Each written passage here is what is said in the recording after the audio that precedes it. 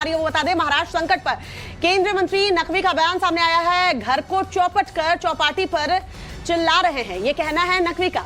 आपसे घर संभल नहीं पाया, पहले घर बचाते फिर सरकार बचती। तो देखिए किस तरीके से सीधा सीधा ये कह दिया है कि आप पहले अपनी पार्टी को बचाइए फिर आप सरकार बचाएगा। लेकिन क्या कुछ उन्होंने कहा, जरा विस्तार से सुनिए। महाराष्ट्र में जो लेके चल रहा है, आज वो मामला सुप्रीम कोर्ट तक पहुंचा है। एकनाथ शिंदे के यहाँ सुप्रीम कोर्ट पहुंचा है। आज वो उसके बारे में सर डिप्टी स्पीकर ने जो नोटिस दिया था उसको लेके आज हियरिंग होगी, क्या कहेंगे? देखिए, महाराष्ट्र में तो यही कहावत है कि घर को चौपट करके और चौपाटी पर चिल्ला रहे हैं। घर तो चौपट हो रहा है और चौपाटी पे चिल्ला रहे हैं बचाओ बचाओ बचाओ। आपसे घर संभल नहीं पाया और मोहल्ले में शोर मचा रहे हैं कि हमें बचा लो, हमारी सरकार बचा लो। पहले घर बचाते हैं तब सरकार बचती है।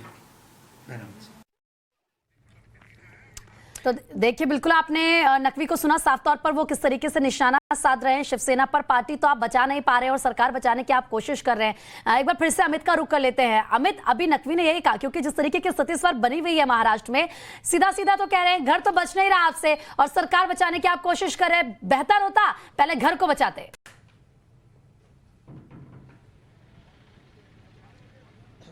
जी हाँ, देखिए जिस तरह का एग्रेशन आ गया है, जिस तरह की भाषा का इस्तेमाल हो रहा है संजय राउत की तरफ से, वो दिखा रहा है कि किस लेवल के फ्रस्ट्रेशन में है। क्योंकि शुरुआत उन्होंने की थी, एक तरह की गुहार लगा रहे थे कि जब वापस आ जाएंगे, हम चाहते हैं कि शिव सैनिक वापस आ जाए। लेकिन अब उनकी भाषा भी बदल गई। और सही बात है कि पूरा जो ठाकरे परिवार का एक जो लेगेसी था, जो बाला साहब ठाकरे का जो लेगेसी था, वो ये पूरा शिवसेना, पूरी शिवसेना सिर्फ और सिर्फ उनके नाम पर बनी हुई है।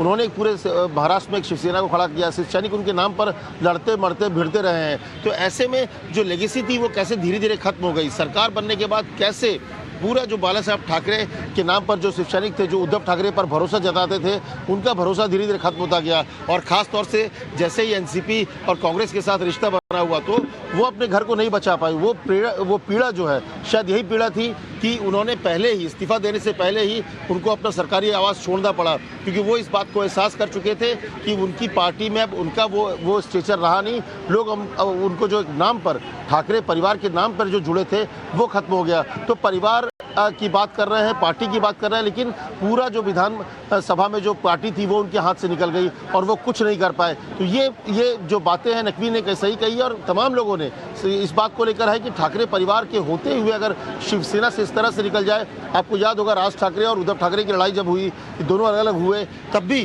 पूरी शिवसेना जो है वो उद्धव के साथ खड़ी हुई, क्योंकि बाला साहब ठाकरे ने उद्धव के हाथ पर सर रख दिया।